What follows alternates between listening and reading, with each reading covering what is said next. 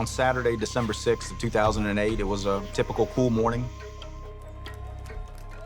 The Cajun Country Marathon at the time was a half-on, half-off-road marathon that was taking place in Lafayette.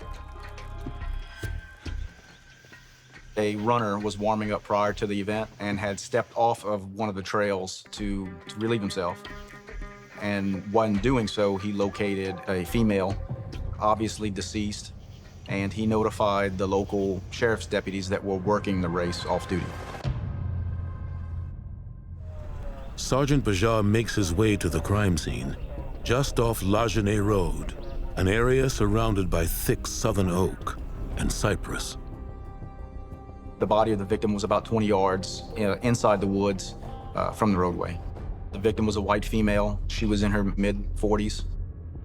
Her arms were above her head, and there was a significant amount of blood in the area.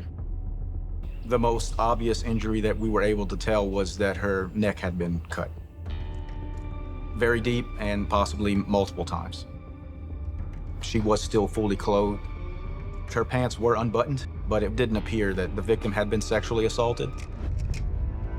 At the time that this occurred, I was on the force for nearly 8 years, and this was probably one of the bloodiest scenes that I had seen. Since the body was found with no animal activity or no kind of decomposition, which happens very fast here in South Louisiana, it led us to believe that she had not been there very long. We were unable to find any identification, any type of purse, any type of personal belongings. There was only one thing that was located in her pocket, and that was a room key to a local hotel.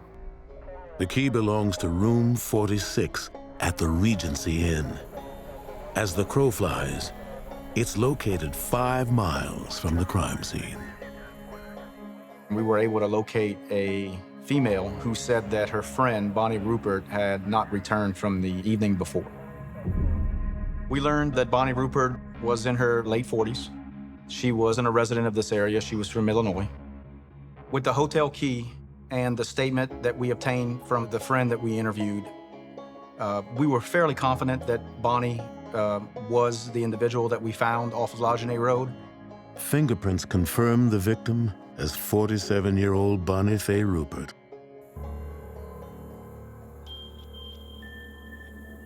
Police discover Bonnie is part of a traveling group. She's been sharing a room with the man she mentioned to her daughter. His name is Lambert Hatfield, and their relationship is rocky. We had learned that there was a domestic incident that had several months prior out of state, where it was reported that Lambert was intoxicated and had struck Bonnie, which led her to go to a women's shelter and to get a stay-away order against him. Bonnie had checked into the women's shelter and then had checked out, stating that she was traveling to Mississippi to do some work, which obviously wasn't the case because she ended up here in Lafayette with Lambert. Investigators bring Lambert in for questioning. Lambert said that the last time he saw Bonnie was the Friday morning prior to her death, and that as he left to go to work, she was still sleeping in the hotel room. Lambert denies any involvement in Bonnie's murder. Lambert said that Bonnie would disappear on occasion and that she would perform sex acts as a form of revenue so that she could purchase narcotics. Lambert's clothing was also looked at closely. His shoes were inspected, not only for blood or trace evidence, but for the tread on the soles. And that was compared to any type of tread that we located on the scene, and none of those matched, and no physical evidence of blood was found on his shoes.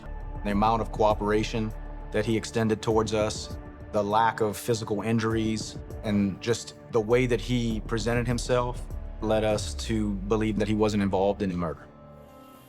On December 8th, 2008, an autopsy was conducted on Bonnie at the Lafayette Parish Coroner's Office.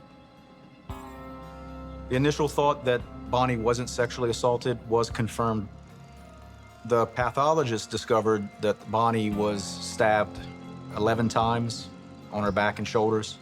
She was struck with a blunt object approximately 4 times on her head, and that her throat was slashed 6 times. Bonnie's battle with her killer may well provide detectives with the evidence to catch him. During the autopsy, It's standard procedure to get nail scrapings. In the case of Bonnie, there was skin that was located underneath her fingernails. While documenting the bloodstains on Bonnie Ruphard's shoes, a 90-degree drop was located near her laces and on the toe of her shoe. As the family grieves, detectives receive results from the lab. 10 days after submitting the blood swabs and fingernail scrapings from Bonnie to the Acadiana Crime Lab, we received a full DNA profile of a white male. So we were fairly confident that this was the blood and DNA profile of our suspect. The sample was entered into CODIS, but the national database where the DNA is stored, you have to commit a felony or a violent crime.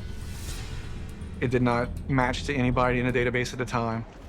The lead investigator in Bonnie's case worked diligently for months, exhausted all leads, exhausted all tips, and ultimately she decided to suspend the case. After a year, the case of the murdered grandmother grows as cold as the dark December waters of the Bayou.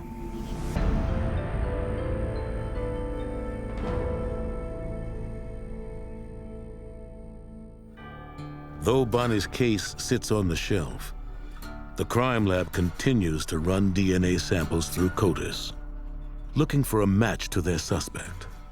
Then, something catches a specialist's eye. One of the lab technicians recognized a familial trait on the Y chromosome. That familial trait ran in the Hebert family. So if you were a male with the last name Hebert, or your father had the last name Hebert, you were likely to carry this trait. So while there was still no hit in the database, you now had a last name. By 2013, I had been transferred to our homicide violent crimes section. And upon my arrival in that section, I requested that I be assigned Bonnie's case. For 4 years, Sergeant Bajar collects voluntary DNA samples from Hebert family members and keeps plugging them into the system without a hit. Until a surprise phone call turns this stone-cold investigation red hot. So in March of 2018, 10 years after Bonnie's murder took place, I was building a shed in the back of my house and I received a phone call from the crime lab. And the technician who I'd worked with for years was extremely excited on the other side of the phone, saying, "We got him, we got him." And when she finally calmed down, she said that she had a match to the suspect DNA in Bonnie's case, and that he had been arrested on a drug charge and booked into the Lafayette Parish Correctional Center, where they obtained a swab from him during the booking process. And in fact, that it was an Hebert, and it was an individual by the name of Millard Hebert. What is this about? This is about a case that happened in 2008. Your blood and your skin was on her body, okay? Within 30 seconds, Millard just started talking and without even being asked a question. I picked her up, I believe, on Cameron Street. Okay, yeah, that I remember. It was on meth. I picked her up high and we rode around. Pulled off on the side there and got out the truck in the back and started fighting, and I strangled her. I freaked out. I couldn't stop. Was there an altercation? I mean, was there an argument? Was that? Yeah, money for sex. That's what it was about. Millard Hebert pleads guilty to manslaughter and is sentenced to 20 years in prison. The fact that Millard openly came out and confessed made it seem like this had been a burden that had been bearing down on him for 10 years. He knew how brutal it was. He was disgusted by it. I believe Millard was truly remorseful in what he had done.